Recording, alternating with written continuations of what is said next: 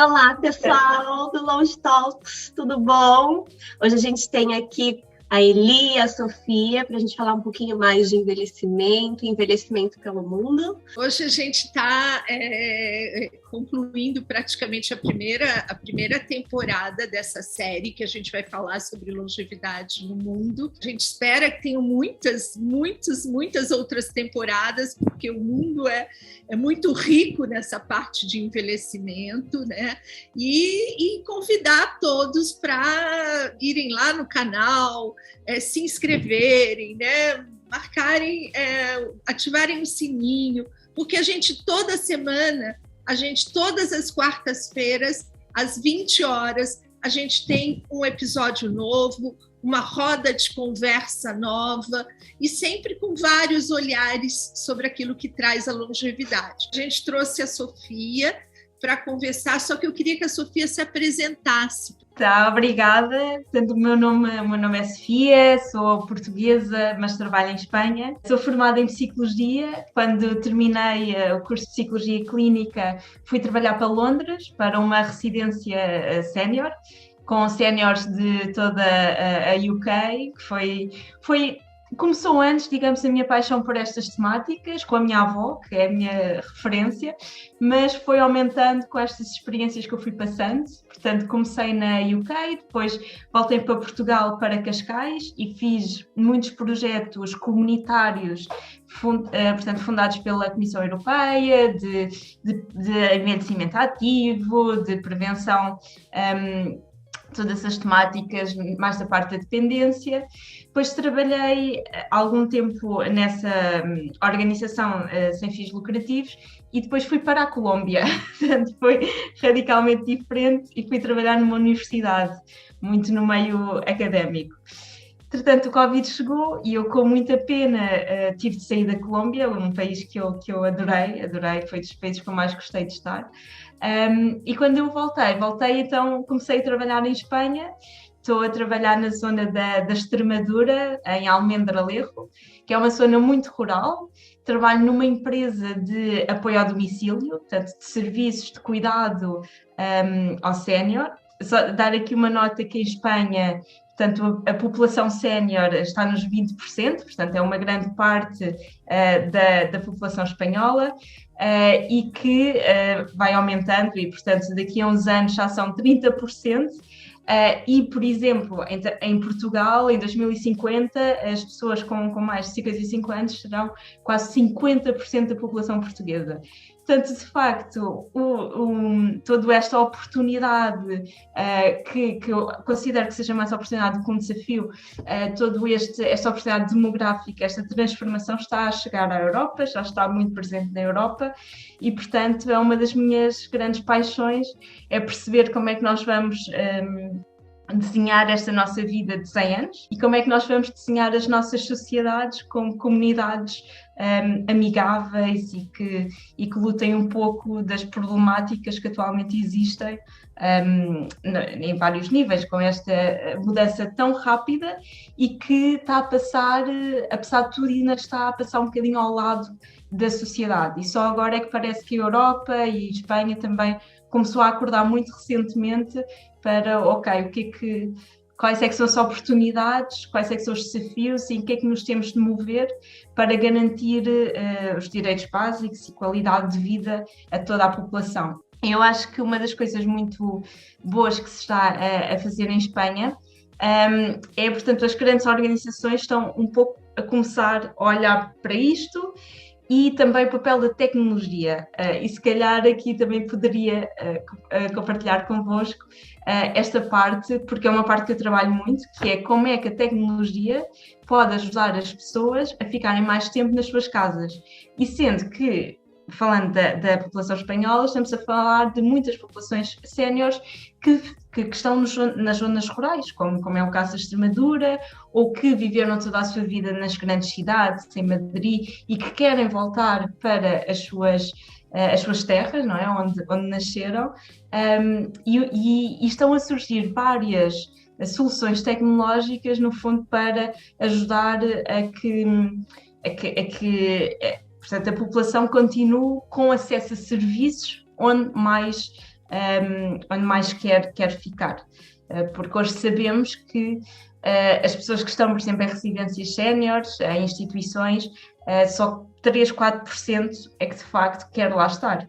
E se olharmos até para a minha própria, quando eu tiver 70, 80 anos, eu quero continuar na minha casa, não é? E eu acho que a Europa, e não só, portanto, também outras partes do mundo, mas eu acho que este é o caminho, que nós trabalhamos muito em Espanha, desde esta empresa que se chama Adiper. Tem sido interessante ver como é que empresas estão a ser criadas e estão simplesmente focadas nesta premissa que é deixar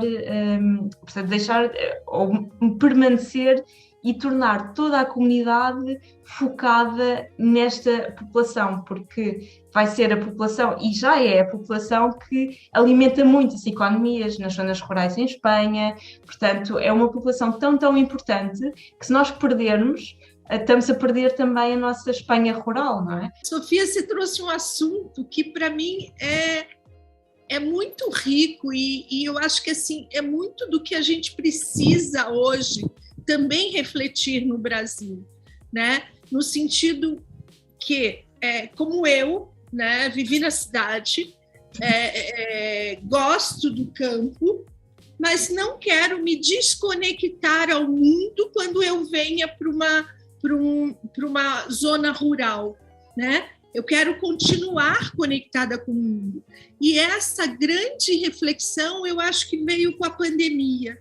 Pode-se trabalhar, pode-se ter conexões e se ter uma vida de qualidade imensa, né? Desde que a zona rural possa proporcionar isso. Então, eu queria saber um pouco da tua experiência, né? A Jéssica tem um pouco de experiência também de cidades pequenas. Aqui a gente tem no Brasil muito pouco ainda a cidade amiga do idoso, né? A gente tem muito pouco ainda, mas a tendência é que a gente tenha outros exemplos para poder isso disseminar, né? Por isso que eu queria que você contasse um pouco.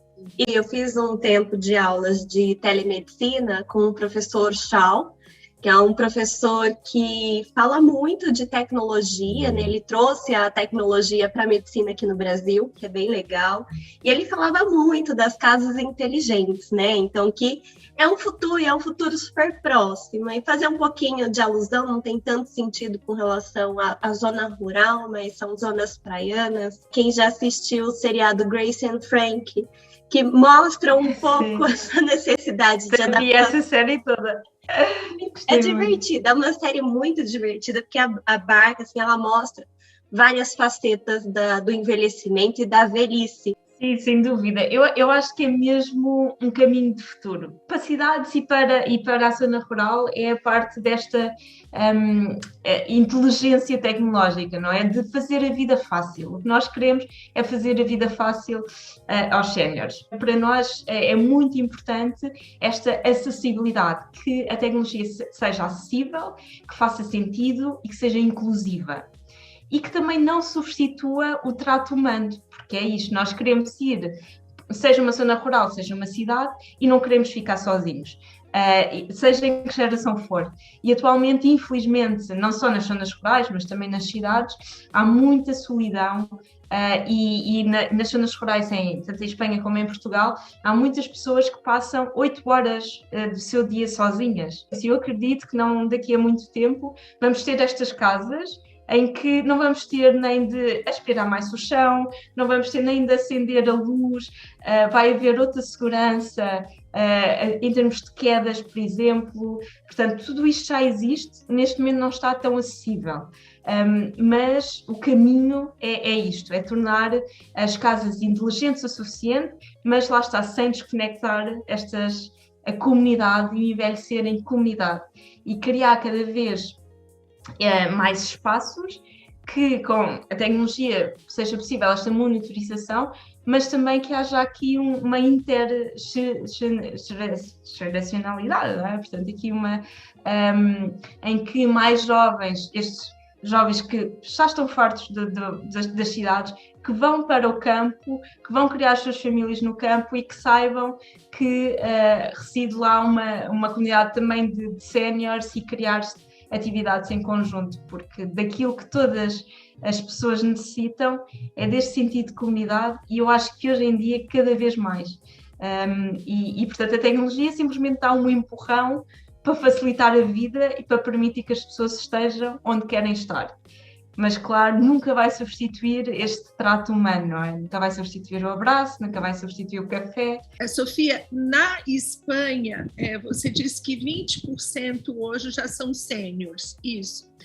E como é que está você disse que vai crescer, vai chegar a 30%, quer dizer, a gente vê aí um exponencial, né, que a gente tem que cuidar disso. Mas como é que está o incentivo? Quer dizer, você trabalhou pelo mundo com essa percepção sobre longevidade, sobre tecnologia, mas como é que a Espanha, eu queria saber assim, se existe algum incentivo para isso, se as empresas são incentivadas a pensar nesse sênior, né? Eu queria saber como assim, se não são coisas isoladas, né? Como dizer assim, de um projeto que você está passando, mas se isso passa a ser um pensamento de toda uma população mesmo. Sim, essa é sempre a pergunta que, de facto, eu sou uma otimista de natureza, portanto eu vejo sempre os pequenos passos que se estão a fazer, porque estão-se a fazer. Portanto, está a haver, de facto, um movimento até muito pela Europa, não é? Pela Comissão Europeia, de incentivo, de facto, para que se olhe para isto e por exemplo, aqui, até um dos projetos que nós estamos a fazer é com investimento público, ou seja, de facto, os municípios que vão buscar fundos para criar projetos e para esta transição digital. Portanto, isto está na agenda. Só que não está na agenda como uma prioridade nacional. E é aqui que, infelizmente, também tenho de admitir que falha muito, não só em Espanha, mas um pouco pela Europa, que isto ainda não é visto como uma prioridade. É visto como algo que está a acontecer, como algo que é interessante e especialmente cola-se muito à parte da saúde, portanto à parte dos cuidados, e com esta mentalidade de como é que eu posso, como é que eu posso não gastar tanto ao nível nacional na saúde. E não se está a olhar para a potencialidade, não é? Para que isto em outros níveis. Ainda não se está mesmo a transformar isto numa prioridade nacional, tanto ao nível dos cuidados como ao nível da autonomia, e eu acho que falta muito investimento público e falta muito que o público lidere isto, não é? Que o governo realmente, quando eu digo governo, não digo nenhum específico, mas que esta parte que saia muito mais, e agora com os fundos europeus e com toda esta revolução da pandemia, já está a sair alguns projetos nesse sentido, mas ainda temos um longo caminho para, de facto, isto não ser só projetos de inovação muito pontual e para que isto faça parte da nossa mentalidade, porque hoje a mentalidade que ainda temos é um medo do envelhecimento. A mentalidade que ainda temos é esta de que eu sou CEO de uma empresa à sexta e depois à segunda tenho 30 anos pela frente em que já não sou nada, não é? E ainda há muito, infelizmente, muito esta crença de que não, o futuro está nos jovens, não é? E é isto que ainda temos muito medo e nós estamos de facto a ver como é que nós podemos ter até várias carreiras depois dos 60, não é? Várias histórias de vida e várias vidas e é preciso mesmo até a própria mentalidade